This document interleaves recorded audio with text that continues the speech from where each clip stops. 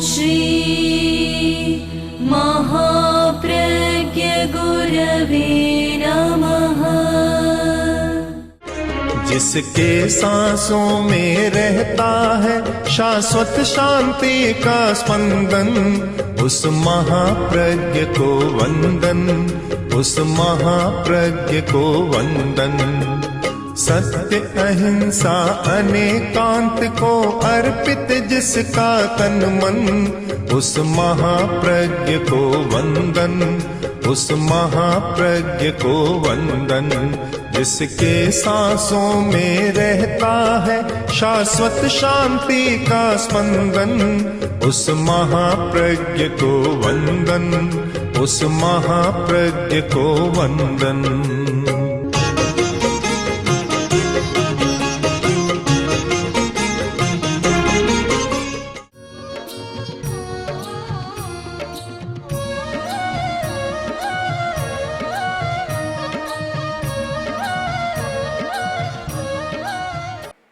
और सफलता के लिए सबसे पहली शर्त है संकल्प। दूसरा विनम्रता, नमस्कार, विनम्रता। और फिर अपने अहं का विलय। ये तीन बातें होती है, आदमी सफल हो जाता है। आचार्य सिद्धसेन अरहत पार्श्व की स्तुति करना चाहते हैं। सबसे पहले संकल्प करते हैं, मैं स्तुति करूंगा, ये एक संकल्प हो गया। स्तवनं करिष्ये, संस्तवनं करिष्ये, स्तवन करूंगा, संस्तवन करूंगा, स्तुति करूंगा, ये एक संकल्प हो गया। अब इस संकल्प की पूर्ति के लिए सबसे पहले मंगल भावना, नमस्कार, मंगल, जिससे कोई विघ्न बाधा न आए। नमस्कार आदि में किया जाता है। दर्शन शास्त्र में, तर्क शास्त्र में तीन मंगल माने गए, आदि मंगल, मध्य मंगल और अंत्य मंगल। आदि मंगल, मंगल आवश्यक है क्योंकि दुनिया में विघ्न बाधाओं की कमी नहीं है। ऊपर से भी विघ्न बाधाएं आती है, ग्रह जनित भी, नीचे से भी आती है और परिपार्श्व से, तिरछे लोक से भी आती है। तो उद्धम सोया, अहे सोया, तिर्यम सोया। आचार्य सूत्र का एक महत्वपूर्ण वचन है कि स्रोत ऊपर भी है, मध्य में भी है और नीचे भी है।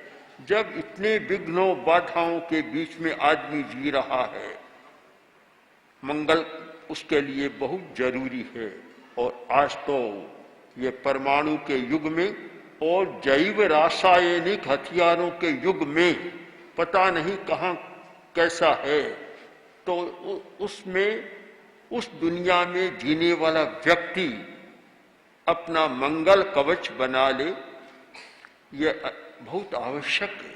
तो आचार्य ने भी अपना मंगल कवच बनाया है अपने कार्य की सिद्धि के लिए। उसमें सबसे पहले एक शरण ली है, शरण। और शरण चरण की ली जाती है, चरण शरण गई, चरण की शरण। नमस्कार किया है चरण को, अब शरीर तो पूरा है। पार्श्व को, अर्हत पार्श्व को नमस्कार करना था, यह करते आपके मस्तिष्क को नमस्कार करता हूं, आपके हाथों को नमस्कार करता हूं, आपके हृदय को नमस्कार करता हूं, कुछ भी नहीं कहा।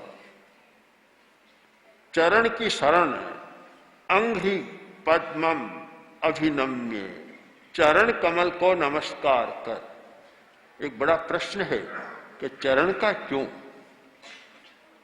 आखिर आधार देने वाला कौन है? पूरा शरीर है, शरीर का आधार सिर नहीं है। सिर से तो कभी कभी शीर्षासन किया जाता है, तब सिर नीचे आधार थोड़ा बन जाता है और पैर ऊपर हो जाते हैं, पर वह शीर्षासन तो सदा नहीं होता, अल्पकालिक होता है। सदा शरण देने वाला, आधार देने वाला हमारा चरण है, पैर है। पैर के आधार पर आदमी चलता है। चलने का कारण पैर ही है, पैर के आधार पर चलता है। और गति पैर के आधार पर होती है। खड़ा भी आदमी होता है तो पैर के आधार पर होता है, पैर के आधार पर खड़ा होता है। एक पैर ऊंचा कर ले तो भी खड़ा रह सकता है, पर दोनों पैरों को ऊंचा कर ले तो खड़ा भी नहीं रह सकता। तो खड़ा रहने का आधार, चलने का आधार हमारा चरण है। आजकल एक्यूप्रेशर जैसी पद्धतियां बहुत चल रही है, वैकल्पिक चिकित्सा की पद्धतियां चल रही है। हमारा हृदय यहाँ फेफड़े के बाएं फेफड़े के पास, लीवर दाईं ओर, तिल्ली स्प्लीन प्लीहा इधर, आंते पेट में, सब अलग अलग है। आंख मुंह में, मुख यानी बदन में आंख, कान, नाक सब है। अगर आप पूरा शरीर देखना चाहें एक साथ तो कहाँ मिलेगा? पैर में, चरण में। एक्यूप्रेशर के अनुसार एक चरण ले लो, पूरा शरीर है। हमारे पैर में आंख भी है, कान भी है, नाक भी है, हृदय भी है, लीवर भी है, स्प्लीन भी है, आंतें भी है, और क्या क्या नहीं है, पूरा शरीर है। पूरा शरीर आ गया। शायद इसीलिए एक विशेषण का प्रयोग किया, उदारम।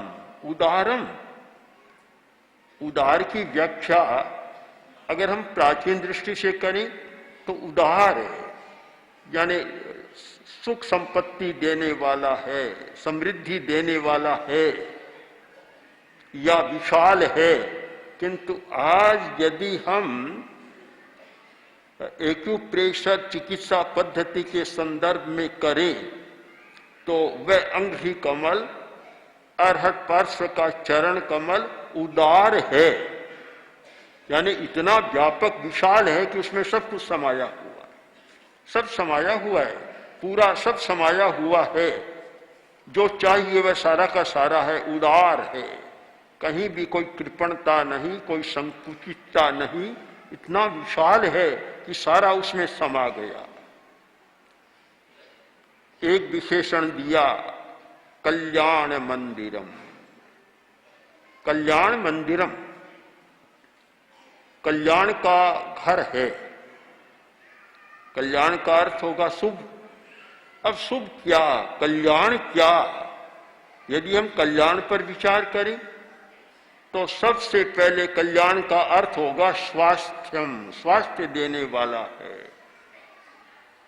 कल्याणम, जैन विश्व भारती में कल्याणम, कल्याण कारक के ग्रंथ है दिगंबर आचार्य का, कल्याण कारकम यानी आरोग्य।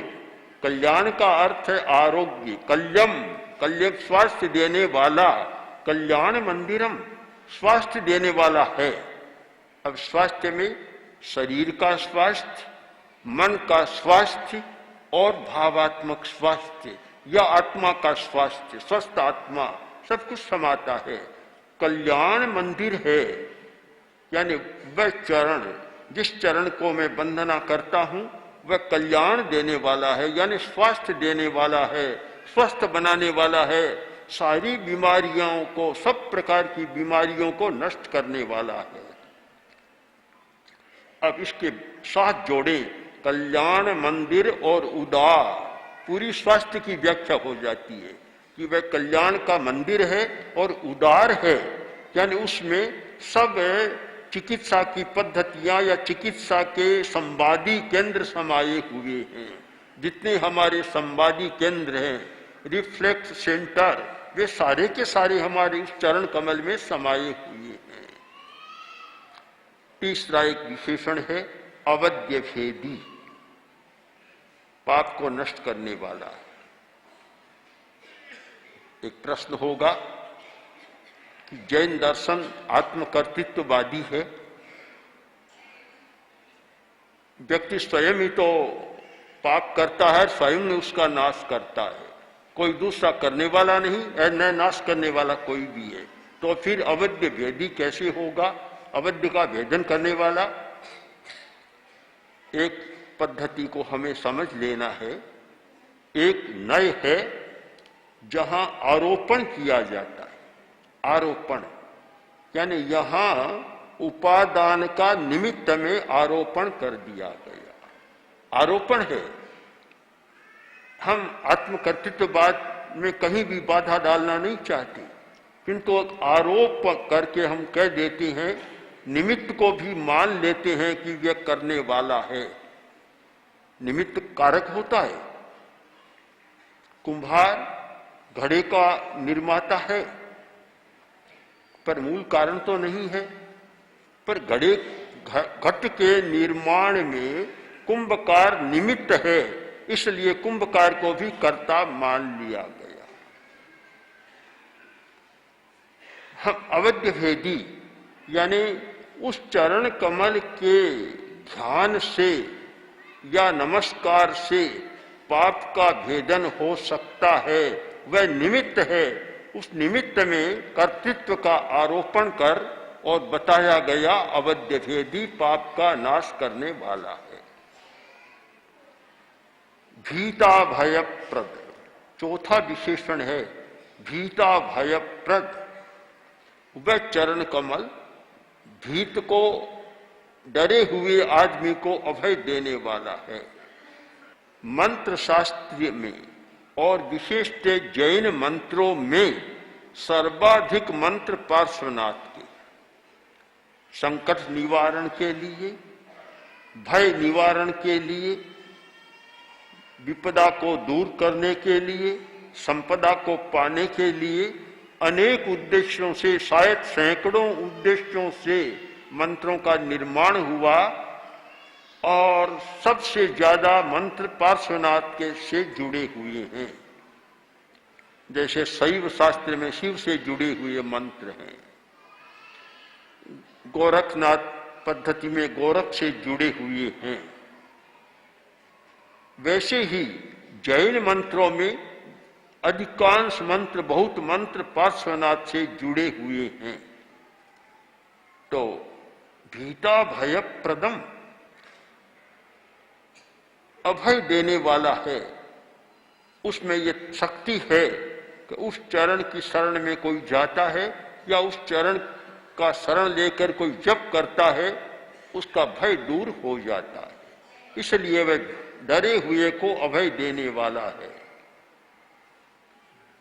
अनिंदित एक विशेषण है, अनिंदित। बड़ा विचित्र विशेषण आचार्य ने कर दिया। जहां चरण से निंदा और अनिंदा का सवाल क्या है? अनिंदितम। इसकी गहराई में जाएं तो पता चलेगा कि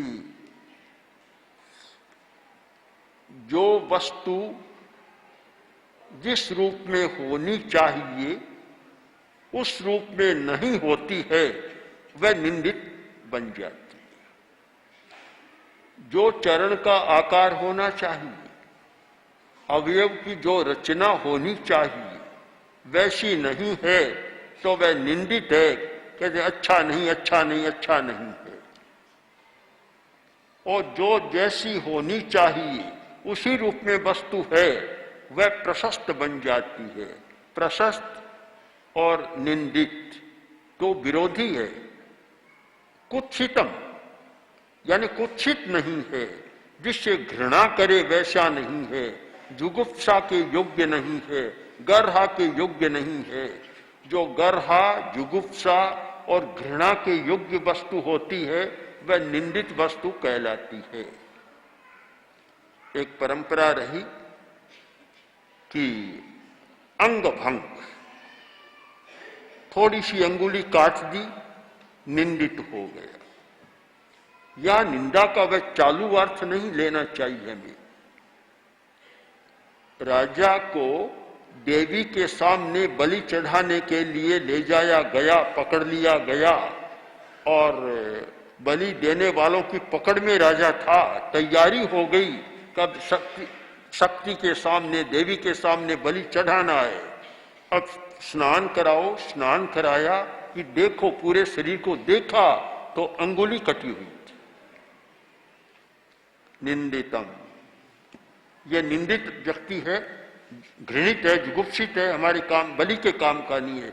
बलि के लिए सर्वांग सुंदर अखंड व्यक्ति चाहिए, अखंड चाहिए।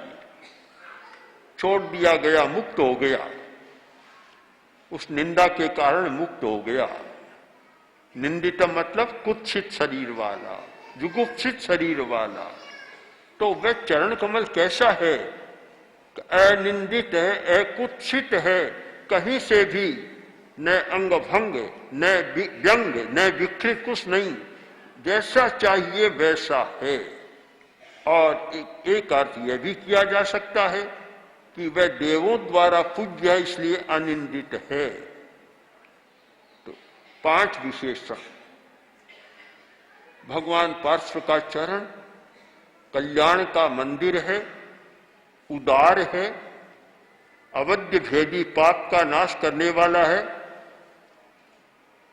और डरे हुओं को अभय बनाने वाला है और अनिंदित है। उस चरण कमल को मैं नमस्कार कर और स्तुति करूंगा। एक और बात बता दी, तो उसमें विशेषता क्या, क्यों मैं नमस्कार कर रहा हूं, क्यों कर रहा हूं? कि वह सिद्धि तक ले जाने वाला है, चरम तक ले जाने वाला है। चरम और परम जो बीच में ही अटका दे वह अच्छा नहीं माना जाता। इसलिए यहां 2 शब्दों का विकास हुआ, चरम या परम। परम पार पहुंचा दे, चरम अंत तक पहुंचा दे, पार लगा दे, उसको महत्व दिया गया। भगवान अरहत पार्श्व का चरण वह पार पहुंचाने वाला है। किससे? एक है संसार। संसार, कवि ने संसार की तुलना समुद्र से की है कि संसार चाउरंते संसारे, 4 अंत वाला संसार।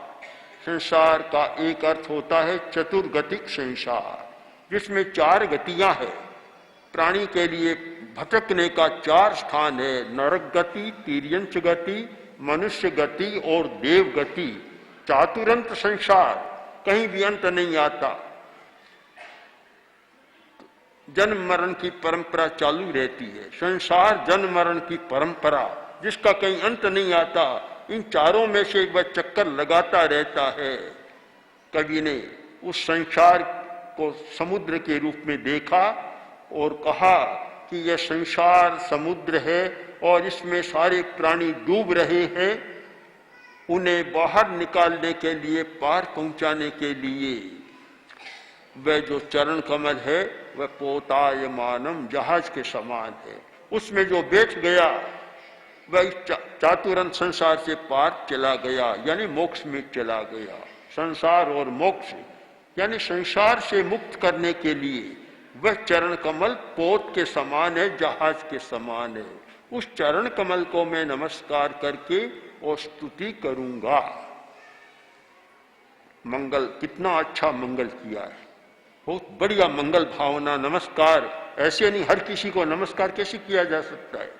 इतनी विशेषता हो, वहां नमस्कार करने में कोई कठिनाई भी नहीं होती। अब अपनी बात कह रहे हैं कि मैंने संकल्प कर लिया, फिर मन में एक विकल्प उठा कि मैं अरहत पार्श्व की स्तुति करूंगा। कहीं मैंने भूल तो नहीं कर रहा हूं? भूल तो नहीं कर रहा हूं? इतना बड़ा मैंने संकल्प कर लिया। अब शायद मन में एक विकल्प उठा कि कर तो लिया, काम कितना बड़ा है। जिसकी स्तुति यस्य स्वयं सूर्यगुरु, जिसकी स्तुति बृहस्पति भी नहीं कर सकता। बृहस्पति देवता का गुरु, और वह भी कैसा कि सुविस्तृत मति, जिसकी मति इतनी विशाल है। शायद बुद्धिमानों में सबसे पहला स्थान आता है सूर्य गुरु का, बृहस्पति का। अतीन्द्रिय ज्ञान की बात हम छोड़ दें, या अतीन्द्रिय ज्ञान की बात नहीं, यहाँ बुद्धि की सीमा तक की बात है कि जहां तक बौद्धिक ज्ञान या बुद्धि का प्रश्न है, तो बुद्धिमताम कह प्रथमे, बुद्धिमानों में पहला कौन? सूर्य गुरु। इसलिए जो लोग विद्या आदि की विकास की बात करते हैं, विद्या का विकास चाहते हैं, वे बृहस्पति का ध्यान भी करते हैं कि बृहस्पति जैसी बुद्धि हो जाए। तो सूर्यगुरु भी, विस्तृत मति वाला सूर्यगुरु भी जिसकी स्तुति करने में समर्थ नहीं है, उस अर्हत पार्श्व की स्तुति का संकल्प मैंने किया है। बड़ा कठिन काम ले लिया। क्या मैंने पहले सोचा नहीं कि ये मैं काम करूं या न करूं? सोचा तो है, पर सोचने के बाद भी एक विकल्प मन में आ गया कि काम बड़ा कठिन मैंने ले लिया, और मैं स्तुति भी किसकी कर रहा हूं? कोई मामूली नहीं है। मैं स्तुति किसकी कर रहा हूं कि जो गरिमा का समुद्र है, गौरव का समुद्र है, उसकी स्तुति कर रहा हूं। हर कोई साधारण की स्तुति नहीं कर रहा हूं। एक आदमी में एक गुण होता है, उसकी प्रशंसा करना सरल है। विशेषता बतला दी कि देखो इस आदमी में सेवा की बड़ी विशेषता है, इस आदमी में कंठस्थ करने की बड़ी विशेषता है, इस आदमी में जप करने की बड़ी विशेषता है। एक एक विशेषता किसी में है, वर्णन करना सरल है, पर विशेषताओं का समुद्र सामने आ गया। गरिमांबु राशि, गरिमा का, गौरव का, विशेषताओं का एक समुद्र सामने आ गया। अब किस बिंदु को लेकर हम बात करें? बिंदु तो है नहीं, सिंधु सामने है, उसकी स्तुति करूं। बहुत कठिन काम मैंने झेल लिया। शायद पहले इतना नहीं सोचा होगा, अब मुझे लगता है कि मैंने बहुत भारी भरकम काम अपने माथे पर ले लिया। अब क्या करूं? फिर मैं किसकी स्तुति कर रहा हूं? उस अर्हत पार्श्व की स्तुति कर रहा हूं कि जो कमठ तीर्थेश्वर है, तीर्थेश्वर है, तीर्थ का नायक है, तीर्थ का प्रवर्तक है, उसकी स्तुति कर रहा हूं। और कमठस्मय धूम के तो वह अर्हत जो बुराइयों के प्रज्वलन के लिए अग्नि के समान है। कमठ ने समस्या पैदा की, ध्यान में खड़े थे, धूलि की वर्षा शुरू कर दी। फिर पानी न जाने कितनी कितनी कठिनाइयां पैदा की और ऊपर उठ गए, धूल से भी ऊपर और पानी से भी ऊपर, सबसे ऊपर उठ गए। वे पार्श्व अर्हत इतने शक्तिशाली और इतने विशेष, उनकी स्तुति मैं करना चाहता हूं और मैंने संकल्प किया है। तस्याहम एस। अब आचार्य अपनी ओर देख रहे हैं कि कहां पार्श्व और कहां मैं, ये मैं, कहां यह मैं, अहमेश मैं स्तुति करूंगा। फिर सोचा कोई बात नहीं, जब मैंने, इतनी कठिनाइयां तो है, पर जब मैंने उस पार्श्व के अंघ्रि कमल की, चरण कमल की वंदना कर ली, फिर चिंता किस बात की है? फिर उसमें न तो कोई सुरपति आडे आएगा मेरे, न कोई दूसरा आडे आएगा, कोई नहीं आएगा। मैंने इतनी पवित्र मंगल भावना की, इतना नमस्कार किया, तो मेरा काम सफल होगा। अब इस संकल्प की सिद्धि के लिए अपनी पुष्ट भावना कर आचार्य अपना कार्य प्रारंभ कर रहे हैं। हम फिर इस बात पर ध्यान दे लें, कोई भी व्यक्ति, क्योंकि ये एक आध्यात्मिक अनुष्ठान है, हर व्यक्ति ये कर ले कि मुझे सफल होना है। तो सफल होने का पहला सूत्र क्या है? संकल्प। संकल्प करो, दृढ़ निश्चय करो कि मैं ये काम करूंगा। ये मत सोचो होगा या नहीं होगा, कर तो रहा हूं, पता नहीं क्या होगा, तो फिर न करना अच्छा है। दृढ़ निश्चय करो, संकल्प करो। दूसरी बात, सहारा लो, सहारा। अकेले आदमी की इतनी शक्ति नहीं होती, दुनिया बहुत बड़ी है और बड़ी बड़ी शक्तियां हैं, तो सहारा लो, किसी बड़े आदमी का सहारा लो। सहारा चरण कमल का, आचार्य ने भी पार्श्व के चरण कमल का सहारा ले लिया और ऐसे शक्तिशाली चरण कमल का सहारा लिया, अब कोई चिंता की बात नहीं, सारी बात सफल हो जाती है।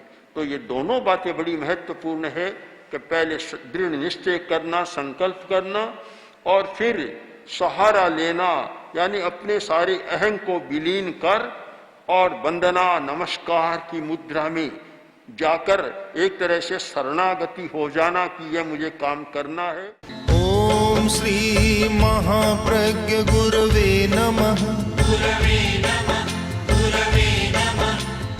ओम श्री महाप्रज्ञ गुरवे नमः।